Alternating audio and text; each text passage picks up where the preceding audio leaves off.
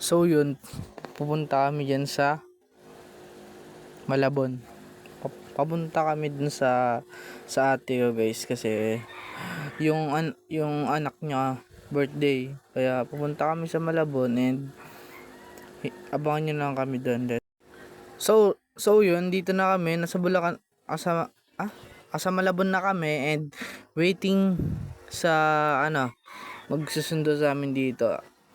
Alright, kasi sa labas lang ng bahay sa labas ng bahay sa kotse. Yung kotse ba yun? Hindi ko alam. Tangan ng kupal to. Papogi pa no? Tangan ng kupal lang no? Hayop na yun.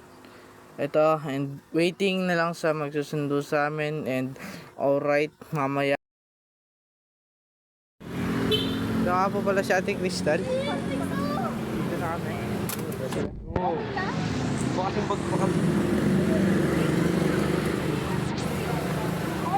Lager. Uy! Laki mo na! Ito na si Hendrix. Laki-laki na! Hendrix. Kanina pa to ta? Ha? Kanina pa to?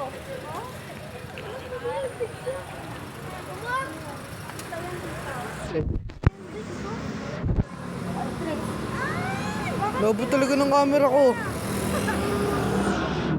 So yun, naglalakad nga kami sa eskinita, nakahaba-haba ng eskinita na yan.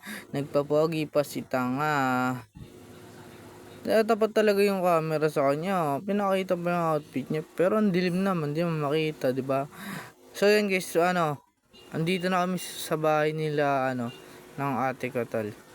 Andiyan na kami sa bahay nila and itong isa, tinitignan yung bahay, ang taas doon ng bahay. Ang ganda daw. And mamaya tol, makakapasok na kami sa bahay nila. Alright, abangan nyo na lang to. Let's go.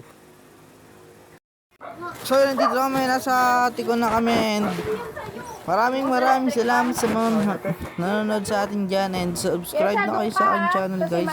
And yun lang kasi mag-update pa ako sa inyo kasi hanggang 3 days kami dito And yun lang and subscribe ditong video na to guys. Like and follow and share, yun lamang. Bye bye.